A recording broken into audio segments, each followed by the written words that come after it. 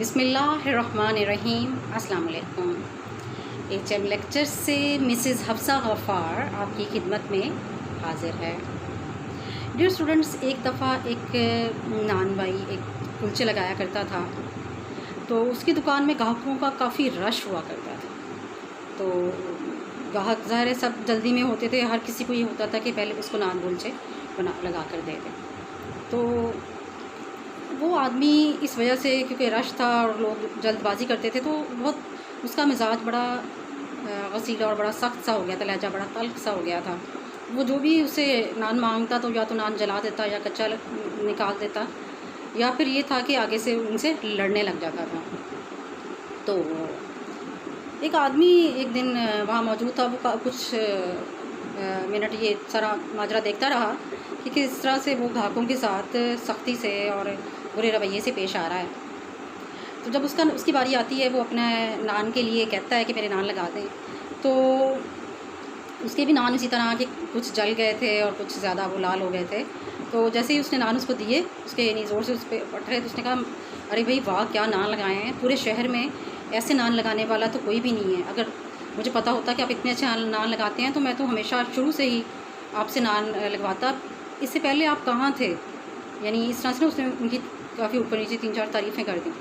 وہ بڑا حیران ہو کے اس آدمی کی طرف دیکھتا ہے، جو نان بھائی تھا، وہ کہتا کہ یعنی اس سے بڑی حیرت ہوتی ہے کہ یہ یعنی کہ اتنا اچھے رویے، اتنے اچھے مزاج سے کیسے بات کر رہا ہے۔ اس کو بڑی خوشی ہوئی، مسکرایا، کہتا صاحب جی اگر سب لوگ اسی طرح تھوڑا تھوڑا انتظار کر لیا کرے اپنی باری کا، تو سب کو میں اچھے نان لگا کر دوں۔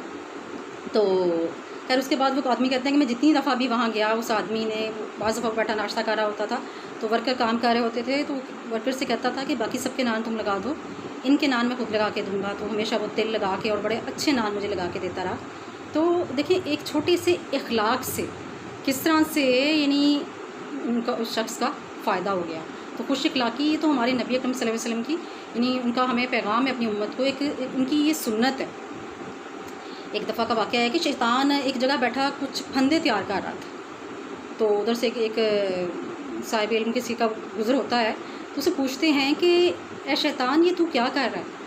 کہتا ہے، وہ شیطان ایک نظر اس کی طرف دیکھتا ہے اور دوبارہ اپنے کام میں مشغول ہو جاتا ہے، اور اسے کہتا ہے کہ دکھائی نہیں دے رہا کہ میں پھندے تیار کر رہا ہوں؟ کہتے ہیں کہ یہ پھندے، اس میں کوئی بہت بڑا ہے، کوئی بہت چھوٹا ہے، کوئی درمیانے سائز کا پھندا ہے، یعنی مختلف سائز کے پھندے کیوں تیار کر رہے ہو؟ کہتے ہیں مختلف طرح کے لوگوں کو پھانسنے کے لیے ہمیں مختلف طرح کے پھندے تیار کرنے پڑتے ہیں، اس لیے میں نے مختلف طرح کے پھندے تیار میں کر رہا ہوں۔